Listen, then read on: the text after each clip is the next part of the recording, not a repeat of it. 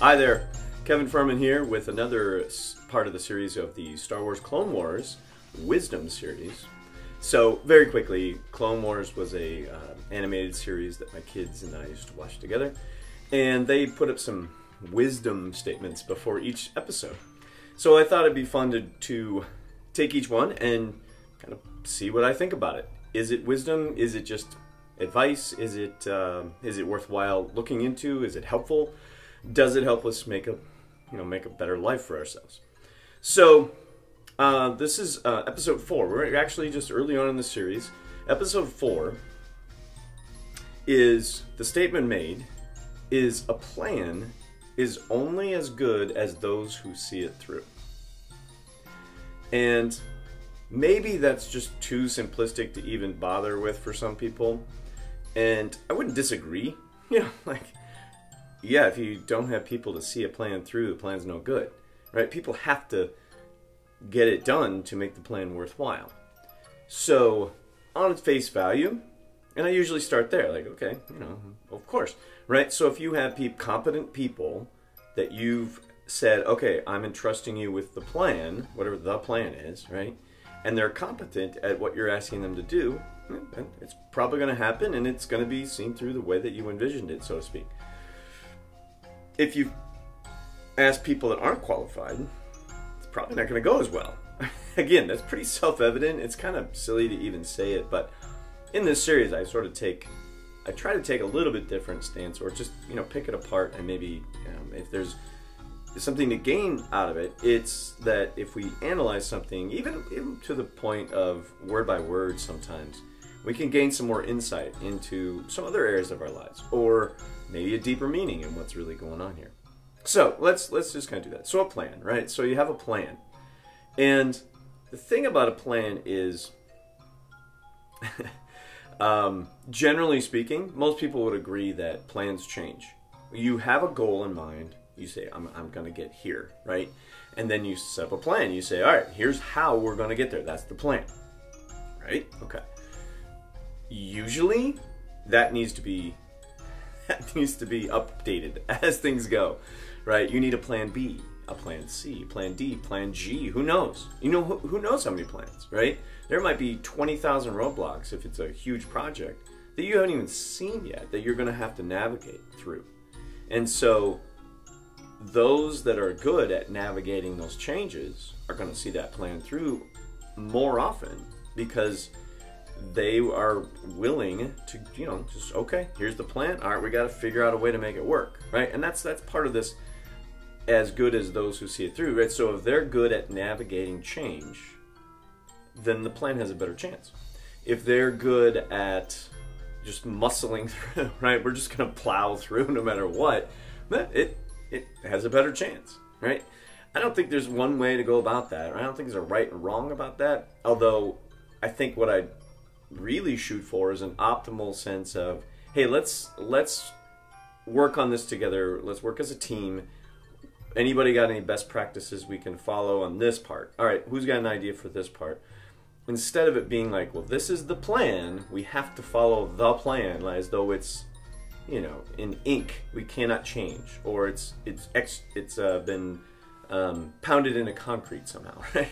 So, like, the plan should be able to change. The goal shouldn't change, right? But the plan should. And I think taking the statement, yeah, it's pretty obvious, right? You get people that are good at whatever you're trying to ask them to do, the plan's going to be seen through. Maybe you don't, they won't. Okay, so that's pretty easy. But I think, again, I'm digging a little bit deeper, and more so than I think that this statement maybe even warrants at times, but why not, right? So let's just see if there's more here. So, like I was saying, a plan's going to change, and you want to find people, or be the person, right, that helps people navigate through change. Maybe the people you find, and you don't have a choice, aren't good at change, but you are. So your job as the leader isn't to just say, hey, follow the plan. Come on, what's wrong with you? That's not leading, right? That's dictating or managing, if you will, right? And maybe not the best style, right? Just, hey, follow the plan, whatever. You got questions? Figure it out, right? Okay, well, sometimes that might be appropriate, But as a leader, you need to be looking ahead and seeing, oh, this is going to be a change. Hey, how do we best prepare for it? Right? If you can look ahead and see what the hurdles are going to be for people and be able to mitigate some of those changes, or at least have their mindset in a place where they can get their, kind of be ready for it and prepare for that change and go, oh yeah, here it is. That's right. We were expecting this. Here's what we're going to do, right? And say, all right, this is, we're going to go down this road. We're going to have, this is the plan. I'm thinking that we might run across these 3 things as challenges. Great. Let's have a little powwow about, or a committee meeting, or a session, or a workshop on, whatever you want to call it, right? What are we going to do? Here's the first challenge, right? We're going to come across this scarcity area, whatever. How are we going to navigate that when that shows up? Because it's probably going to show up. So let's come up with a plan now. Rather than wait for the circumstances, let's get a general sense of how it would work and maybe flesh out a couple of scenarios. 2 or 3, 4, 5, whatever makes sense for the size of the project. And then let's go to the next one. All right, here's the next hurdle that I can see coming our way. Great, how are we going to handle that one? Here's some ideas I have. What do you have? Let's put them all on the table. Let's brainstorm. Actually do a brainstorming session, right? Brainstorming can be very good for plans. When you get more than one person's opinion about what to do, especially if other people are working with you, right? They're doing work with you, so they should have a say in what they're doing and how they do it, because they may have a better way for them to accomplish the part in the plan, right? So if you have your way and they have a different way, and you just say, hey, do it like this, that may not be the best way to go, right? For you, maybe, but if you're not doing that project, right, let them be creative in how they handle it. Say, okay, we got to get this done. How do you think it is? And if they can explain it, you go, okay, if you know that works for you and you're going to get it done, great, let's get it done. I'm certainly of a mindset of setting up here's the goal, right? Here's where we're headed. Here's what we're doing. And you're you. So if you have a way that works for you to get to that point that's different than the way I do it, but we both can get to that point, then your way works. I don't have to dictate how you do it. That's in my little view, so it's not little, but my view, my vantage point is that's kind of micromanaging. That's what micromanaging, kind of a classic way of looking at that is I'm going to tell you how to do everything you do, and I'm going to, follow you and track you and make sure that if you stumble, I'm going to let you know that you stumbled, and I'm going to, be uptight about the whole thing. And I'm not a fan of that. I've not seen that really in a long-term sense. In short-term, it works. I've seen people do that short-term a lot, and it does. It gets people to react, right? And they're reacting to the perceived threat of you taking away their job, or taking them off the project, or humiliating them publicly, or that's what happens in that sense. Micromanagers tend to do those things in a way to coerce or threaten. Well, coerce to get the people to do what they want, and they use threatening, and they use manipulation and shame and guilt and all kinds of things that aren't very much fun for human beings. And so I'm not a big fan. Not a big fan of that. I think there are times when that's appropriate to get something, you don't have a lot of time, you got to get it done. Yeah, we got to make this happen right now. This is what's got to happen right now, right? So okay, fine, but everybody's got to understand it's a short-term thing. That's an exception to the normal way that you run things because of circumstance, right? Circumstance dictated that, okay, I need to step in here. Here's what needs to happen at this point. You can let things roll, whatever, for a while, but there's a moment, right, when the project's in danger or people are just kind of starting to check out, whatever. There's different ways to kind of see red flags about it, but at some point the leader has to say, oh, okay, hold on. I think you need, here's what I want you to do. Just try this, do this, and let's get there. And then we can regroup and get back on track, and you can get back to a normal way of doing it for you, right? So I think there's room for that, and if people understand if it's an exception to the way you do things, they're willing to take that every once in a while. But if it's a regular, consistent thing with you as a leader, that usually creates a lot more resentment and hostility, actually, about just that, my boss doesn't like me and they don't understand me and those kinds of things. Then in a business sense, you start getting turnaround, you start getting people asking for more time off. They ask for more sick days, they start complaining more, less productivity, etc. Everything just kind of... So one place to look when that kind of thing is happening is, how's the leader reacting to managing people? Are they micromanaging and doing it through threatening ways, or are they actually trying to be collaborative and synergistic and inspire people to move forward, right? So that's what, you know, that's a...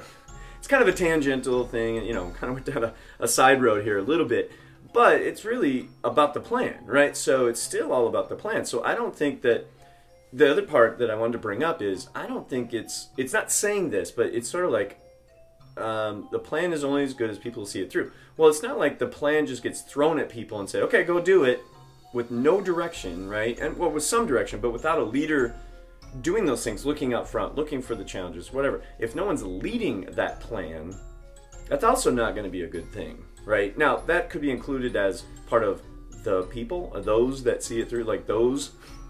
The leader's part of that, of course, but I just want to make a point that the way it's worded, it doesn't say it outright, and I'm really digging a little here. So, but it, you know, it sort of sounds a little bit like, okay, you guys, you got the plan, good luck. So you just throw it out there. Okay, well, we'll see at the end, right? We'll see if you make it. See you at the finish line, right? And that's obviously not a great leadership type situation, even a good managing situation, right? That's not a good way to handle that. So there has to be involvement from someone who invented the plan to make sure that it's staying on track, right? And can see if the plan needs adjustments. And the person that is driving that train, so to speak, knows where it's going, right? They have the bigger picture in mind more often than the people that are working day to day on the tasks of the project, right? So it's easy to get lost in the task and not see the big picture. So someone has to be leading, to be willing to take time to look at the big picture along with keeping everyone motivated to do their tasks, if you will. So that's what I think about that whole thing. So nothing really earth-shattering about this one, right? I think it's pretty self-evident, honestly. So will it help us be better people? Will it help us as a leader? Well, sure, of course. You've got to ask competent people to do the things you're wanting to get accomplished, right? So if you're asking other people to help you, find people that are qualified to do those things. Don't just ask anyone to do whatever, right? Find out if they're qualified, kind of, you know, vet them a little bit, so to speak. Or if it's obvious, if you know someone personally and you know their skill set, then obviously go for it, right? But if you don't know them that well, and one thing to do is just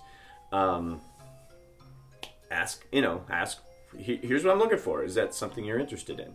You want to do this? Does this look like a project you want? Is it worth the money I'm offering? Is it worth the benefit that I'm offering? It may not be money. It may be just the prestige. It may be the good feelings you get from helping with the project, you know, volunteering your time for some worthy cause, etc.